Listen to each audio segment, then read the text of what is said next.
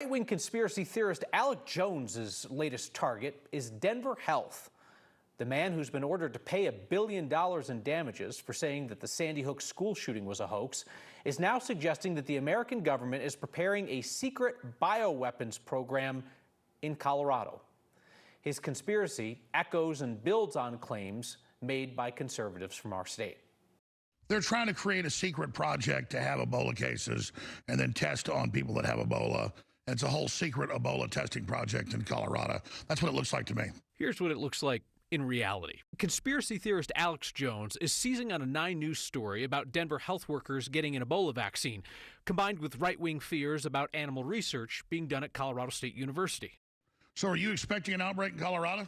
CSU is building an enclosure to study bats and their diseases, and that has drawn confusion and condemnation from the far right. Fort Collins is not exactly moving down a conservative path in any way, shape, or form.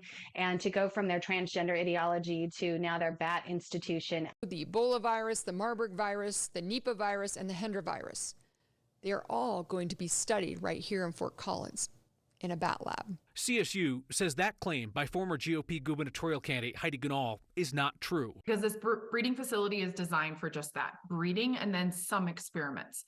And those experiments will be done at something called Animal Biosafety Level 2, which is not an acceptable biosafety level for Ebola, Nipah, MERS, SARS-CoV. CSU reiterated today that the lab will not handle Ebola and will not be doing gain-of-function research on bat diseases, despite far-right claims to the contrary.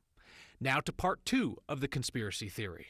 Ebola has a very high mortality rate, so it's exciting to be a part of this next step in treating this disease. Last November, members of Denver Health's high-risk infection team got the Ebola vaccine on the off chance that someone with that disease travels to Denver.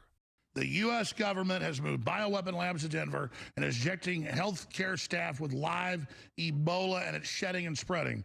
That's the big takeaway, folks. Insanity. The CDC tells 9 News that the vaccine contains only a portion of the Ebola virus to stimulate an immune response. So it would be impossible, the CDC says, for people who receive the vaccine to shed the full Ebola virus to others and infect them, despite what America's most infamous conspiracy theorist claims. I mean, this doesn't even sound real. It's so crazy. Alex Jones is ranting about Denver Health even got the attention of Colorado's Democratic Governor Jared Polis, who posed a common sense question on social media.